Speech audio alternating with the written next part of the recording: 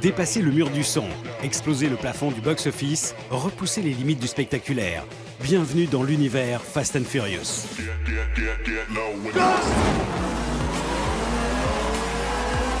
En 15 ans et 8 films au compteur, Fast and Furious est devenu l'une des franchises les plus rentables de l'histoire du cinéma mondial. Près de 4 milliards de dollars de recettes. 1,5 milliard rien que pour le numéro 7. Un chiffre qui le propulse à la 6e place des plus gros succès de l'histoire du cinéma. C'est vraiment remarquable de faire partie d'un truc aussi long.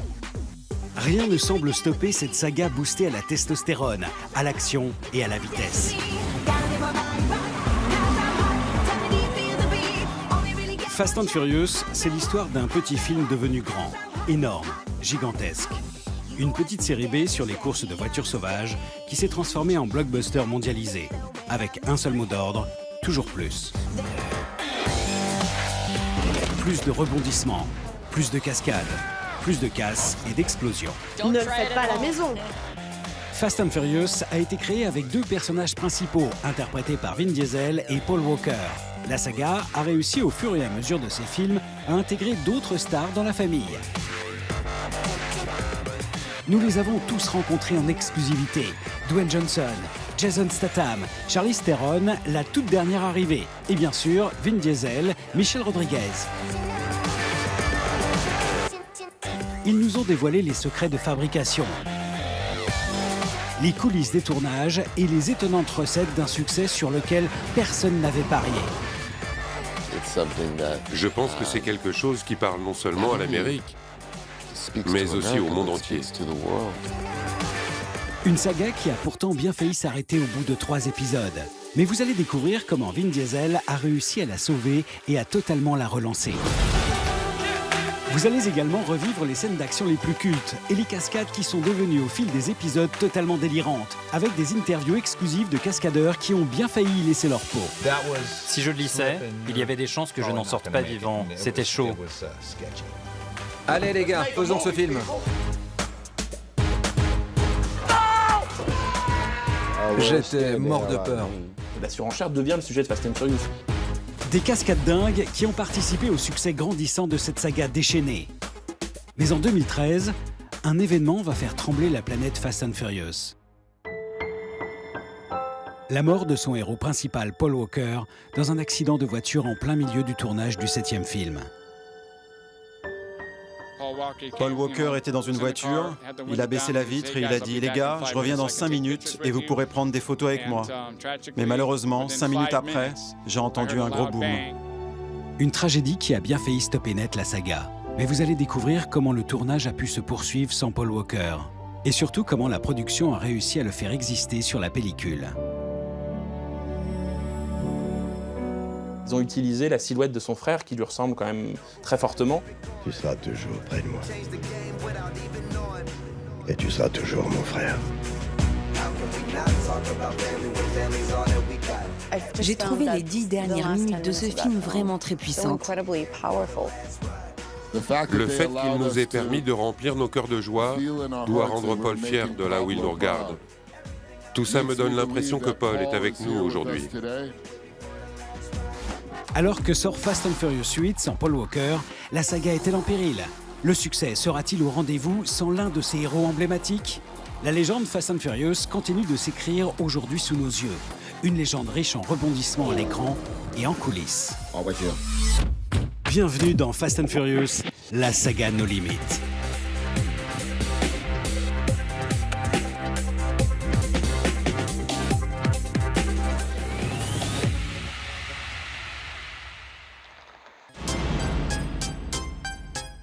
L'histoire de Fast and Furious commence avec un article. Un petit article paru en mai 1998 dans un magazine de hip-hop, Vibe. Il s'agit d'une enquête sur un phénomène en vogue à la fin des années 90 aux États-Unis, le phénomène des racers. On y découvre l'histoire de Rafael Estevez, qui trafique sa voiture afin qu'elle puisse monter jusqu'à 280 km/h. Lors de courses illégales, il peut gagner en une nuit jusqu'à 7 500 $. C'est lui qui va inspirer le rôle de Dominic Toretto, interprété par Vin Diesel. Des voitures trafiquées, des courses illégales, des paris clandestins. Une ambiance surchauffée qui peut déraper à n'importe quel moment. Rob Cohen, réalisateur de certains épisodes de Deux flics à Miami, tombe sur cette enquête et sent qu'il tient là un sujet en or pour Hollywood. Avec le journaliste, auteur de l'article, Ken Lee, ils écrivent un scénario simple et efficace. Ce sera celui de Fast and Furious numéro 1. Fast and Furious, quand ça apparaît, en fait, c'est le produit de la culture tuning. C'est-à-dire que c'est Hollywood qui s'empare d'une contre-culture qui commence à se développer de plus en plus, c'est-à-dire la culture des bagnoles, l'esthétique autour de ces bagnoles qu'on transforme, et ils en font un film. Ça ressemble vaguement à un film policier, mais c'est surtout un prétexte pour montrer des belles voitures, un milieu qu'on connaît pas très bien encore, et puis une histoire fabriquée avec des acteurs pas très connus à l'époque, et vraiment un prétexte pour découvrir ce milieu-là. Le film tient la promesse de son titre et fait la part belle aux séquences de courses filmées en mode survitaminé.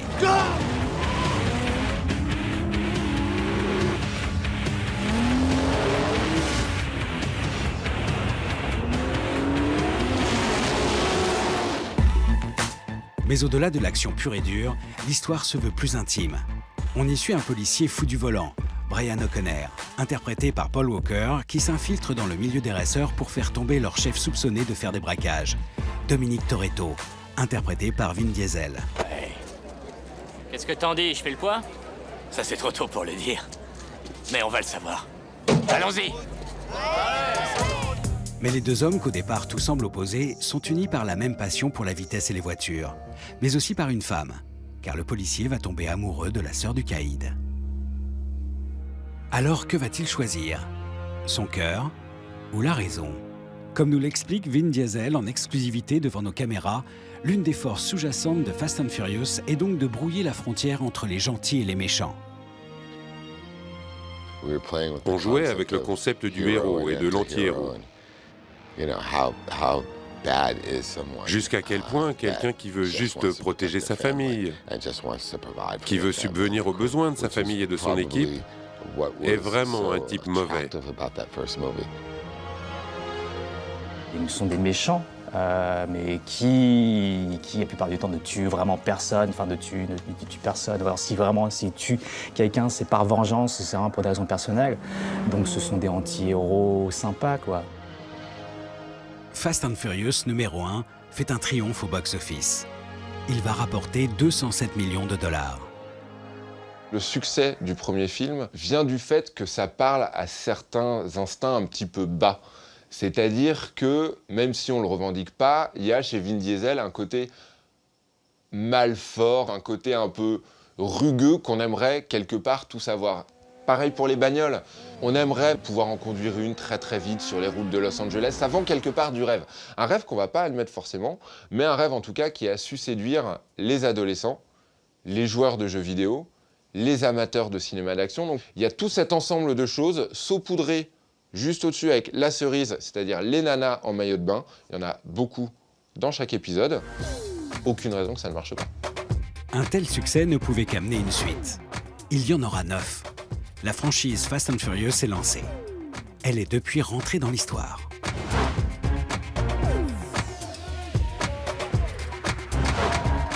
Ce succès est d'autant plus remarquable que le premier film de la saga n'avait coûté que 35 millions de dollars. Une broutille pour un film d'action aux États-Unis. Fast and Furious, une série B un peu fauchée. Pour preuve, pour des raisons économiques, les voitures utilisées dans le premier film appartenaient toutes à de véritables racers. Toutes les voitures de Fast and Furious, elles marchaient plutôt bien. Elles ont été louées aux racers et on conduisait leurs voitures, leurs véhicules personnels. Donc elles marchaient très bien.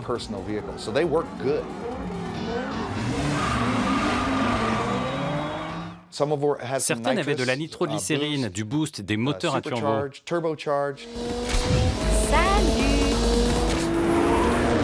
C'était super fun de les conduire sur le numéro 1. Des véritables voitures boostées qui ont apporté un côté véridique à l'univers des racers dépeint dans Fast and Furious. Quant à Paul Walker, c'est même sa propre voiture qui est dans le film.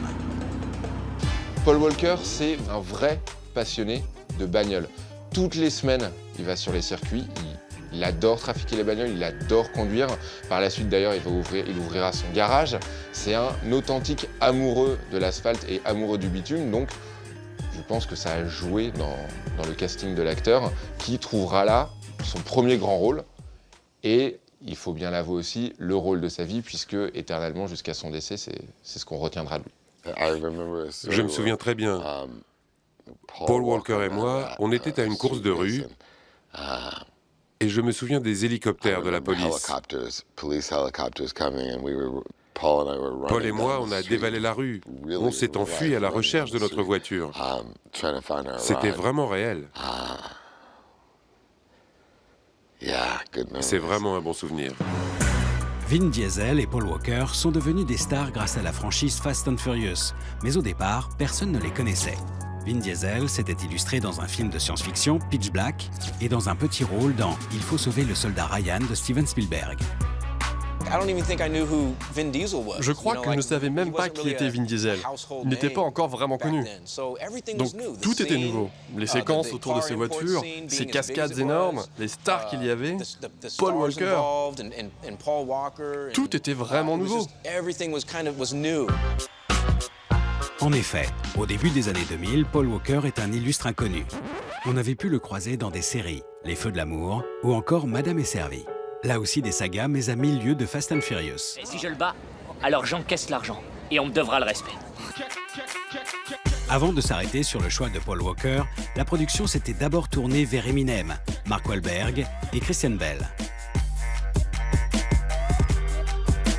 Et à la place de Jordana Brewster, vous auriez pu voir Kirsten Dunst, Jessica Biel, Sarah Michelle Gellar, Natalie Portman, si toutefois elles avaient accepté le rôle. Ces comédiens peu connus au départ sont devenus célèbres ensemble grâce à Fast and Furious. Et forcément entre eux, ça a créé des liens. Vous savez, on est vraiment une famille à l'écran et en dehors de l'écran. On s'invite tout le temps chez les uns les autres, nos enfants jouent ensemble.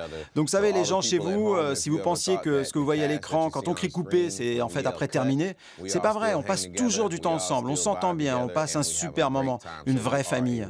Et je pense que c'est pour ça que l'alchimie à l'écran est encore meilleure, car on traîne ensemble en dehors du plateau. Le comédien Kurt Russell, présent dans Fast and Furious 7, a été témoin de ce véritable esprit de famille. Disons-le clairement, ces gens-là ont grandi ensemble. Ils ont passé un tiers de leur vie, la moitié pour certains, avec les films de la saga. Donc, ils ont partagé beaucoup ensemble. Ils ont ri, ils ont pleuré, ils ont vécu ensemble. Il y a un aspect familial dans le clan Fast and Furious. Il n'y a aucun doute là-dessus. Autour du noyau central formé par Paul Walker, Vin Diesel, Michelle Rodriguez et Jordana Brewster, le casting s'est constamment renouvelé et enrichi avec des stars Fast and Furious compatibles. Dwayne Johnson, alias The Rock, ancien catcheur comme son physique l'indique. Jason Statham, star incontestée des films d'action. Ou Kurt Russell, un grand nom d'Hollywood. Le principe est très simple et Hollywood l'a compris depuis le début, le public veut voir des événements. Là, on a Vin Diesel, qui peut se battre avec Vin Diesel? The Rock, évidemment. T'es grillé, Toretto. Viens me chercher.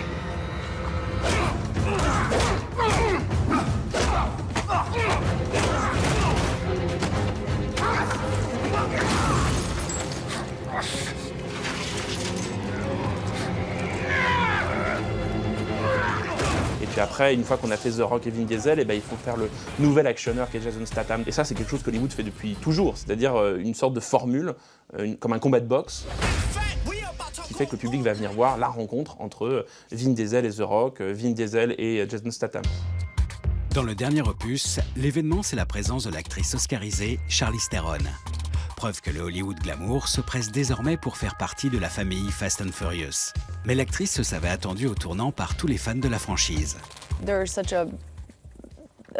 Il y a une vraie relation entre les fans loyaux et ces films, une relation qui dure depuis le début. Je suis consciente qu'il y a cette communauté et j'allais tous les jours au travail en pensant à ces fans. Car ce sont eux qui font que cette franchise est toujours là. Avec ce casting incroyable, je voulais faire quelque chose qui ne les déçoive pas. Un rôle difficilement refusable, la productrice de la franchise ayant déplié le tapis rouge pour faire venir la comédienne.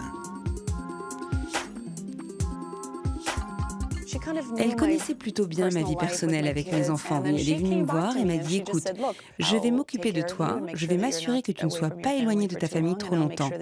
Et je vais m'assurer que ton personnage soit vraiment à la hauteur. C'était l'invitation parfaite dans une franchise aussi incroyable, je ne pouvais pas refuser. Ces stars, comme Charlize Theron, sont devenues indispensables pour accompagner les changements radicaux opérés par la franchise à partir de l'épisode numéro 4. Du film de voiture, on passe au blockbuster d'action. Un changement de direction qui coïncide avec le retour de Vin Diesel dans la saga. Le comédien, déjà absent du numéro 2, n'avait fait qu'une apparition dans le numéro 3, Tokyo Drift. Un film où n'apparaît pas non plus Paul Walker et qui aurait pu enterrer prématurément la saga Fast and Furious. Tokyo Drift, le troisième volet, c'est à la fois le film de la loose, puisque c'est un film où il n'y a pas les stars en haut de l'affiche, un film qui n'a pas marché, un film pour rien. Une chose est sûre, si Vin Diesel n'était pas revenu, c'était fini. À partir du 3, c'était fini. Mais Vin Diesel ne revient pas uniquement en tant qu'acteur. À partir du Fast and Furious 4, il devient aussi producteur. Le retour de Vin Diesel en tant que producteur, effectivement, ça permet de donner un centre de gravité à une franchise. Évidemment que petit à petit, en devenant producteur, le film va se recentrer sur lui. Ce qui était au départ plutôt avant un film de bande, devient très vite un film où Paul Walker est un tout petit peu mis sur le côté, et c'est Vin Diesel qui prend la place de héros. Vin Diesel, désormais force centrifuge de Fast and Furious, pose alors les fondamentaux de la saga. C'est à partir de Fast and Furious 4 que Fast and Furious est devenu le Fast and Furious qu'on connaît aujourd'hui, c'est-à-dire une saga multimillionnaire. Et l'un des ingrédients du succès de Fast and Furious, c'est son casting multiethnique, où toutes les communautés sont représentées.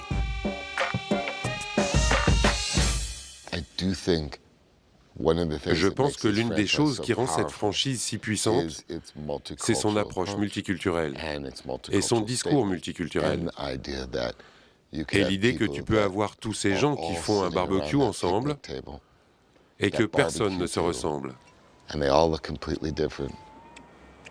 Seigneur, merci de nous réunir entre amis. Seigneur, on te remercie pour tous les choix que tu nous aides à faire et qui font de nous ce que nous sommes. Je pense qu'une grande partie du succès de Fast and Furious est liée au fait que les gens se sentent inclus. Quelle que soit ta couleur de peau, il y aura toujours quelqu'un dans le film qui te ressemblera. Tu sais où nous trouver. T'as qu'un mot à dire.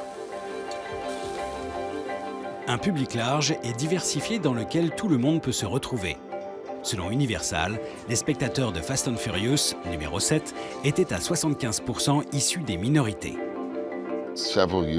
Il y a plusieurs années, on voyait Fast and Furious comme la plus grosse force de progrès à Hollywood. C'est quelque chose dont on peut être fier. Et je pense que c'est quelque chose qui parle non seulement à l'Amérique, mais au monde entier. C'est ce qu'on a découvert.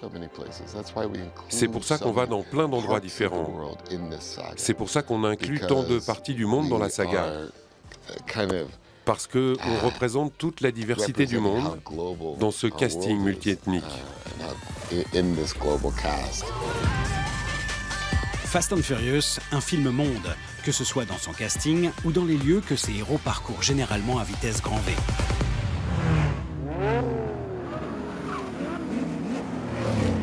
Hollywood sait que l'essentiel de l'argent maintenant ne se fait plus aux États-Unis, mais se fait à l'étranger, donc il faut bien sûr viser des publics internationaux. Il faut toucher le monde entier en se déplaçant dans tous les pays pour donner une sorte d'ancrage local à chaque film. Londres, Abu Dhabi, Cuba. Nos chemins se sont déjà croisés, Dom. Sans que tu t'en rendes compte. Fast and Furious numéro 8 est un nouveau guide de voyage. Le film se balade de Cuba à l'Islande pour des plans toujours plus spectaculaires.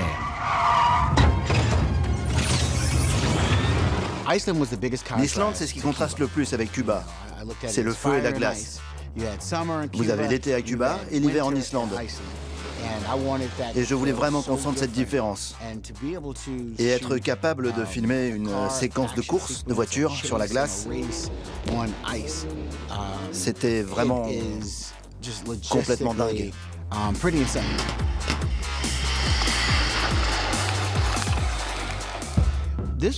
C'était la première fois qu'une Lamborghini était présente en Islande. Et j'étais fier d'être le premier à faire ça. Une Lamborghini orange en Islande, sur la glace. Rien que cette vision-là, ça valait le coup. Et ce que je voulais faire, c'est juste offrir au public ce qu'il n'avait jamais vu jusque-là. Ici Tyrus, les gars, alias Roman Pierce. On est de retour, je vous envoie de l'amour depuis l'Islande. L'exotisme participe donc au charme de cette saga. Mais le succès planétaire de Fast and Furious tient également aux valeurs intrinsèques que la saga véhicule. Des valeurs familiales traditionnelles qui sont constamment martelées au fil des épisodes. Derrière les muscles, les bons sentiments dégoulinent. Le blé, ça va, ça vient, on le sait. Le plus important, quoi qu'il arrive, reste ce petit groupe d'humains autour de moi. Réunis ici. En cet instant. Salut, mes familles. Salut. Toute cette franchise est bâtie sur les relations familiales et la diversité des origines. Et tout le monde se retrouve dans cette idée de famille. Je pense que les gens s'identifient à ça. Ce qui est intéressant, c'est que la saga s'est concentrée sur l'idée de famille, non pas tant pour défendre une forme de patriarcat ou une forme de société comme ça recomposée, mais pour défendre l'idée de communauté, qui est un tout petit peu différente, et surtout pour transformer la série en soap. C'est-à-dire qu'on est une famille, on est unis, on s'aime, on se désaime, on meurt, on réapparaît, et là ça devient tout d'un coup une véritable saga. Comme le personnage de Michelle Rodriguez, enterrée dans l'épisode 4, elle ressuscite dans Fast and Furious 6. Arrête! Regarde les choses en face. C'est la vérité. C'est la date à laquelle j'ai perdu la mémoire. La date à laquelle Letty est morte. On a des cliffhangers, c'est-à-dire cette rupture du récit où tout d'un coup on ne sait pas ce qui va se passer, on doit voir la suite. On a des retournements de situation à la toute fin des génériques où tout d'un coup on apprend des choses qu'on n'avait pas vues qui nous donnent envie de voir la suite. C'est au moment où, dans les années 2000, la série télévisée devient un genre majeur, une forme majeure dans la culture américaine, et Fast and Furious a eu l'intelligence de récupérer ça. Et ça c'est très très fort, c'est-à-dire que c'est une manière de créer une communauté de fans de Fast and Furious qui veulent savoir ce qu'est devenu Letty, est-ce que Brian va épouser ou pas sa fiancée, que devient Dom, et ainsi de suite. Il y a vraiment une sorte de saga qui se met en place pour le spectateur. Mais évidemment, ce que les gens vont chercher dans Fast and Furious, c'est du divertissement pur et dur, des scènes spectaculaires. Et niveau cascade, la saga sait répondre aux attentes de son public. Si les effets spéciaux sont de plus en plus utilisés, la règle d'or sur le tournage de Fast and Furious numéro 1, c'était de tout faire pour de vrai.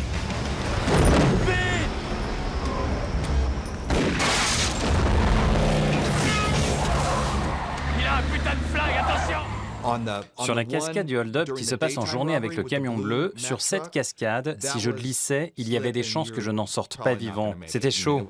Dégage, je vais m'occuper de lui! Quant à la cascadeuse qui doublait Michelle Rodriguez, Debbie Evans, c'est à plus de 80 km/h qu'elle devait glisser sa voiture sous un camion. Comme il zigzaguait et que la remorque bougeait, je devais suivre la danse. Et quand j'ai senti que c'était le moment, j'ai plongé dessous pour ressortir de l'autre côté. Et on a fait ça à plusieurs reprises. Tout était vrai. Après, on a fait une autre prise où les grosses roues du camion rentraient dans ma voiture. Il y avait une glissière le long de la route et au dernier moment, je devais me rabattre, foncer sur la glissière et faire des tonneaux dans le champ d'à côté. C'était de vraies cascades. Aucune image de synthèse.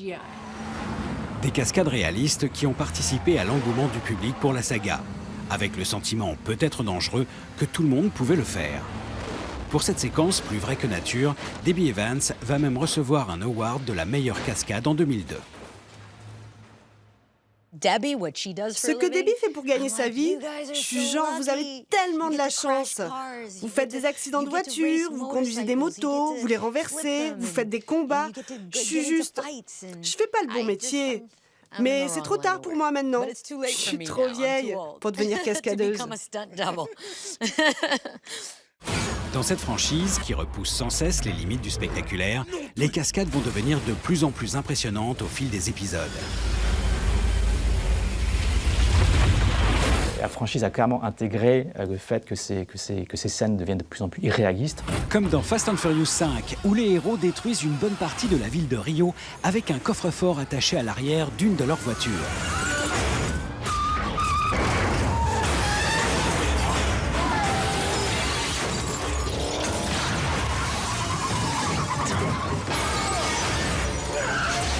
Les derniers Fast and Furious sont plus quasiment des films comiques, voire presque des films burlesques, ce qui donne une forme de surenchère, et la surenchère devient le sujet de Fast and Furious. Depuis le temps que j'attends ça, on a un tank. C'est à mon tour. Vous allez voir Fast and Furious et vous savez que c'est pas vraiment sérieux. Mais c'est justement ce qui fait le charme de la série, c'est que c'est pas vraiment sérieux.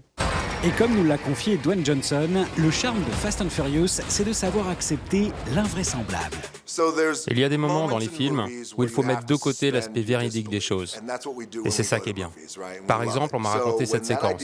On m'a dit on va faire quelque chose qui n'a jamais encore été fait avec mon personnage. J'ai dit ok, dis-moi. Dis donc, c'est pas une torpille. Le scénariste Chris Morgan m'a dit tu vas sortir de la voiture, t'accrocher à la portière. Tiens le volant. Quoi? Tu vas glisser sur la glace à 150 km/h et tu vas rediriger une torpille à main nue, pas avec tes mains, avec une main. Et c'est ce qu'on va faire, et tu vas la dévier vers la voiture des méchants et tu vas sauver tout le monde. Trop stylé sur ce coup-là, Hobbs. Qu'est-ce que t'en penses?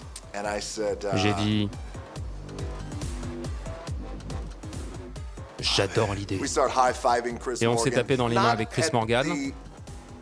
Pas parce que c'est juste une idée absurde ou cool, mais on s'est tapé dans les mains parce qu'on savait que c'est un des moments où le public allait devenir fou et qu'ils allaient s'éclater. Dis donc, c'est pas une torpille. Tiens le volant. Quoi? T'es cinglé. Il n'y a pas de marche arrière dans la saga Fast and Furious. Si une scène est dingue dans le 6, elle sera encore plus dingue dans le 7. Et encore plus dingue dans le 8, et encore plus dingue dans le 9.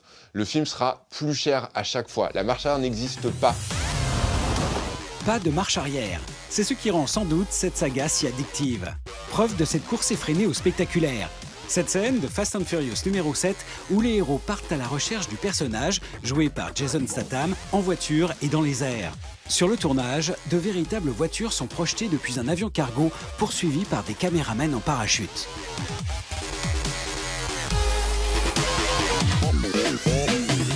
Allez les gars, faisons ce film. Et pour donner l'impression que Tyrese Gibson était dans l'une des voitures projetées de l'avion, le comédien a subi une expérience proche de celle d'un homme enfermé dans une machine à laver, en mode essorage. Vous savez, j'étais mort de peur, mais peu importe. J'ai un boulot à faire, il y a des cascades dans plein de films. Mais la densité, la quantité et la qualité des cascades qu'on a réussi à accomplir dans ces films, c'est assez dingue.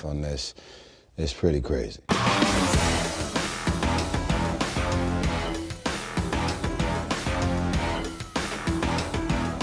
Si au départ la production s'est montrée économe en ne cassant qu'une poignée de véhicules, le tournage du numéro 7 aura détruit 230 voitures, une quarantaine rien que pour cette séquence.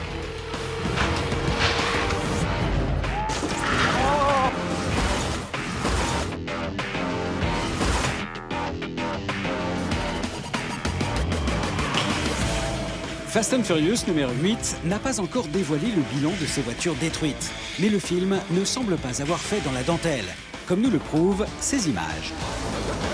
Ou qu'en tournage rime avec carnage. Des cascades de plus en plus hallucinantes et irréalistes. Des budgets colossaux, la surenchère est devenue le mot d'ordre chez Fast and Furious. Fast and Furious est une saga généreuse avec son public, qui le lui rend bien en se déplaçant en nombre dans les salles obscures, mais aussi sur les décors naturels utilisés dans le film. En filmant le Los Angeles de tous les jours, Fast and Furious joue sur la carte de la proximité avec son public et lui donne le sentiment de faire partie intégrante d'une communauté. Certains bâtiments de Los Angeles sont ainsi devenus les lieux de pèlerinage pour les Fast and Furious addicts, comme cette modeste supérette qui a servi de décor à la rencontre entre Paul Walker et Jordana Brewster, le couple star de la saga. Bref, un lieu forcément chargé d'histoire. Yeah. On est des énormes fans de Fast and Furious. Donc on visite tout ce qu'il y a à voir ici. Parfois, les gens font même des courses. C'est pas toujours légal. Mais bon, à chaque fois, ils essaient de faire des trucs comme dans Fast and Furious. C'est cool.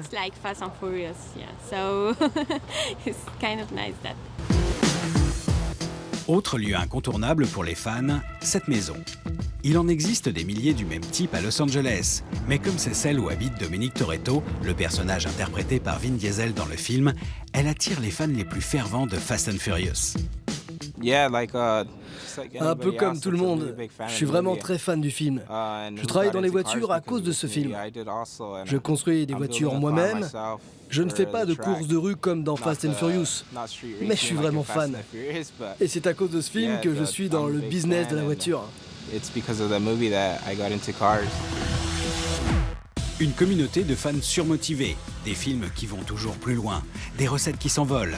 La saga Fast and Furious est une success story digne des États-Unis. Toujours plus loin, toujours plus vite.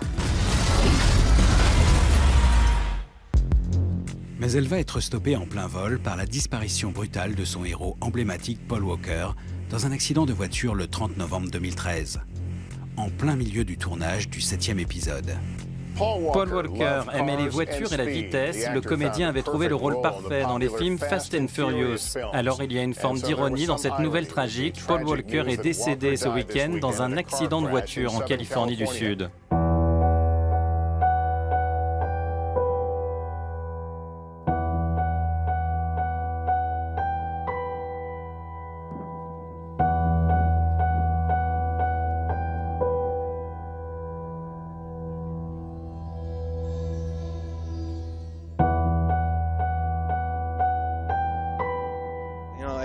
J'ai entendu aux nouvelles que Paul Walker était mort.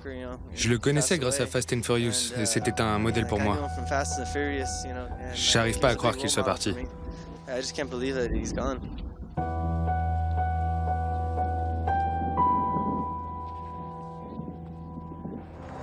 Son ami et partenaire dans la saga Fast and Furious, Tyrese Gibson, a fait lui aussi le déplacement sur le lieu du drame.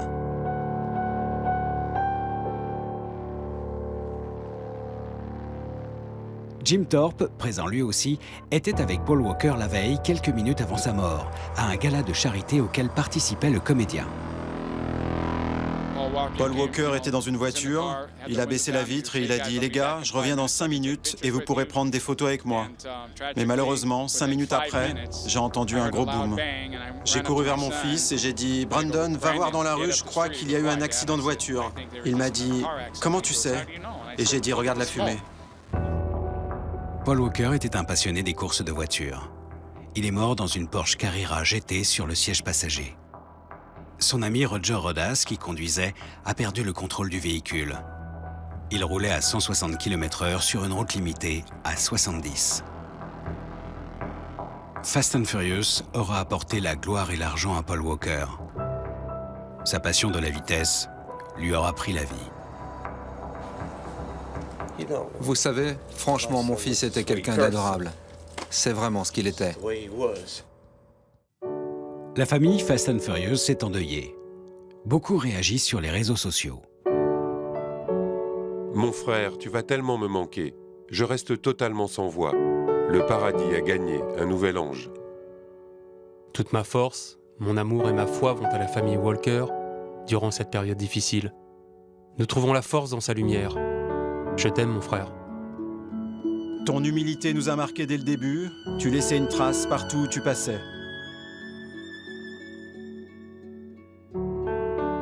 Un drame qui aurait pu mettre un terme définitif à cette saga. Mais on n'arrête pas comme ça une machine aussi puissante. Paul Walker disparu se pose une question. Comment continuer le tournage du Fast and Furious 7 sans son héros principal? Le tournage est stoppé pendant 4 mois. La production envisage alors toutes les possibilités pour que Paul Walker soit quand même présent à l'écran. Ils avaient eu l'idée, effectivement, au début, est-ce qu'on peut reconstituer Paul Walker entièrement en image de synthèse? Heureusement, ils n'ont pas fait. Et le salut va venir du frère de Paul Walker. Ils ont utilisé la silhouette de son frère, qui lui ressemble quand même très fortement, et ils ont retouché le visage numériquement. Donc, ce qui fait qu'ils donnent des plans un peu étranges, et ce qui explique aussi pourquoi le personnage disparaît petit à petit de la saga dans le dernier numéro, parce que l'acteur tout d'un coup n'a pas pu tourner les scènes. Le scénario est réécrit. Le tournage reprend avec une présence moindre de Paul Walker à l'écran. Dans la scène finale du numéro 7, c'est son frère qui joue le rôle de Brian. Les autres personnages l'observent, entouré de sa femme et de son fils, et prennent conscience que Brian va les quitter pour s'occuper d'eux. C'est beau à voir. C'est là sa place. Chez lui. Surtout, il y a cette idée que le personnage s'en va vers une sorte de paradis sur la plage avec sa fiancée et une forme d'apaisement. Donc il y a une métaphore évidente du paradis, de la vision dont l'équipe a eu cette idée-là. Et c'est ce qui rend le film assez bouleversant à la fin, c'est que tout d'un coup la fiction s'arrête et on a l'impression que c'est l'équipe qui prend le dessus sur les personnages. On se quitte pas vraiment.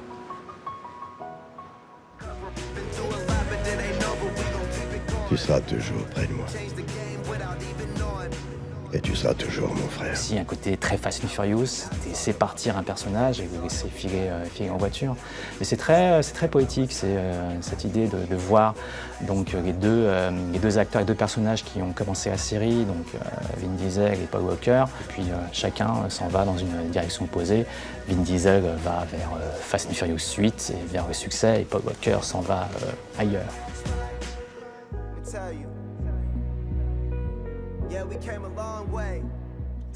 Dans le dernier Fast and Furious avec Paul Walker, j'avais trouvé les dernières 10 minutes du film tellement puissantes.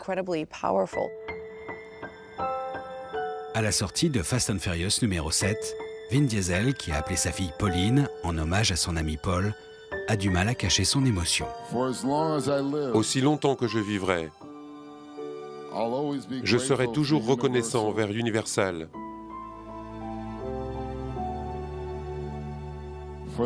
pour l'hommage qu'ils ont rendu avec leur cœur et avec tellement de classe.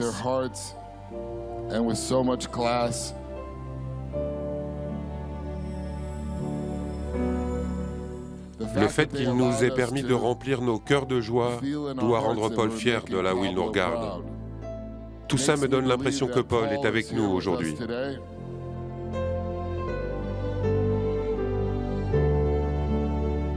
La saga aura réussi à surmonter la disparition de Paul Walker. Reste maintenant à perpétuer l'histoire.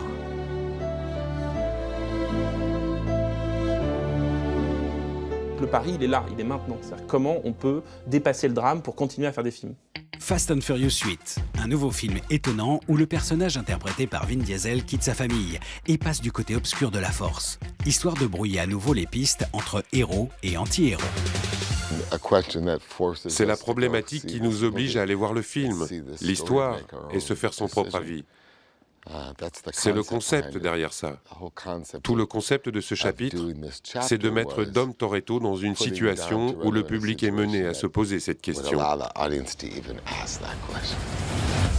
Aujourd'hui, Dominique Toretto roule tout seul. Tu vas tourner le dos à ta famille. Du coup, Vin Diesel offre dans ce dernier opus une palette de jeux jusque-là inexploitée. Vous allez voir Vin Diesel comme jamais. C'est quelque chose qu'il n'avait jamais fait avant. Il n'était jamais allé puiser dans un côté si émotionnel. Tu aurais imaginé trahir ta famille comme tu l'as fait aujourd'hui? Sa performance est géniale. Il a fait un travail fantastique. Une chose est sûre, la vraie méchante dans le 8, c'est Charlize Theron. Je pense que ce personnage a une forme d'intelligence qui était tout simplement rafraîchissante et qu'il était possible d'interpréter une méchante d'une manière qui n'avait encore jamais été faite auparavant. Quant à Jason Statham, il semblerait qu'il fasse désormais partie intégrante de la famille, comme c'était le cas pour Dwayne Johnson dans les épisodes précédents. Pour rattraper Dom, vous aurez besoin d'un petit coup de main. Tu peux me dire pourquoi tu fais venir ce buveur de thé avec sa tête de crapule élevée au pudding? Je crois que ces t-shirts trop moulants, ça empêche le sang d'aller au cerveau. Tu devrais mettre une taille au-dessus. Vous deux, vous allez bosser ensemble. Génial. Des méchants qui deviennent des gentils, un bon moyen de recycler les personnages forts et revitaliser une saga qui n'a pas encore dit son dernier mot. En voiture. On en est au stade où c'est sûr et certain, il va y avoir Fast and Furious 8, 9 et 10. Il ne lâche jamais l'affaire. Mais plutôt que de dire on fait un autre film et on voit ce qui se passe, ils annoncent d'entrée de jeu One Last Ride, mais qui concerne 3 films. C'est Fast and Furious, ils sortent les muscles. De la bombe!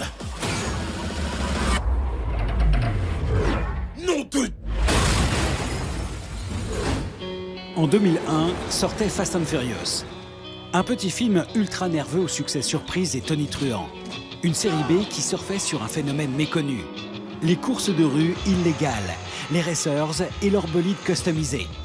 Le film collait à une réalité hallucinante qui jusque-là n'avait jamais été décrite de cette manière au cinéma. Peu à peu, Fast and Furious s'est éloigné de la réalité pour offrir un spectacle aussi dingue qu'excitant. Et personne n'aurait pu prévoir que ce petit film de voiture puisse un jour se transformer en blockbuster surpuissant. Mon but, c'est juste de défier les attentes du public et de continuer à divertir le monde entier. La saga Fast and Furious aura connu des drames et des rebondissements, sur l'écran et hors champ, de la joie et des larmes. Mais rien ne semble pouvoir inverser sa spirale de succès.